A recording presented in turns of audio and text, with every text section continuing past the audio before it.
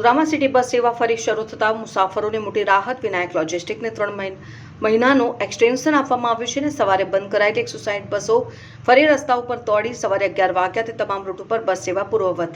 City bus બંધ થતાં સવારે મુસાફરો અને વિદ્યાર્થીઓ મુશ્કેલીમાં મુકાયા હતા. તંત્ર અને સંચાલકો વચ્ચે તાત્કાલિક બેઠક બાદ નિર્ણય લેવાયો. જૂની 160 બસો સાથે નવી 30 બસો પણ હવે દોડશે.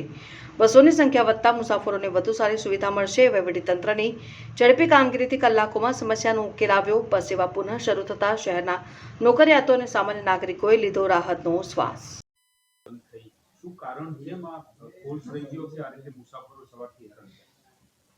સિટી બસ હાલમાં તો શરૂ થઈ ગઈ છે. એમાં એમનો બાબત જે એક્સટેન્શન બાબતની હતી, જેનો જે કોન્ટ્રાક્ટ પૂરો થયો હતો, તો 3 મહિના માટે એક્સટેન્ડ આપણે કરી દીધું છે અને એની સિટી બસ સર્વિસ હાલમાં શરૂ થઈ ગઈ છે.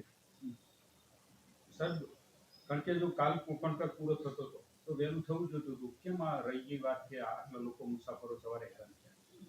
એટલે અત્યારે તેને સૂચના આપવામાં આવેલી હતી કે તમારો કોન્ટ્રાક્ટ રિન્યુ થઈ જશે, પરંતુ કોઈ કોમ્યુનિકેશન ગેપ રહી ગયું, એના માટે કંઈ કન્ફ્યુઝન રહ્યું હશે, પણ હાલમાં કોઈ એવો ઇસ્યુ નથી. હાલમાં શરૂ થઈ ગયું છે.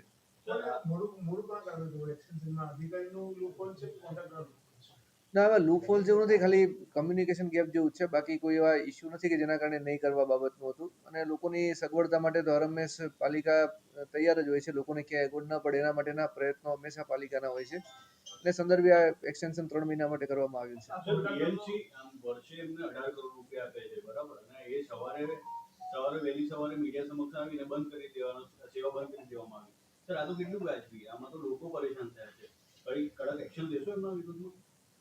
હજી અમે જોઈ લઈએ કે એમાં ક્યાં કમ્યુનિકેશન ગેપ રહી ગયું છે. એ જોઈને તપાસ કરી અને એમાં નિર્ણય કરવામાં આવશે.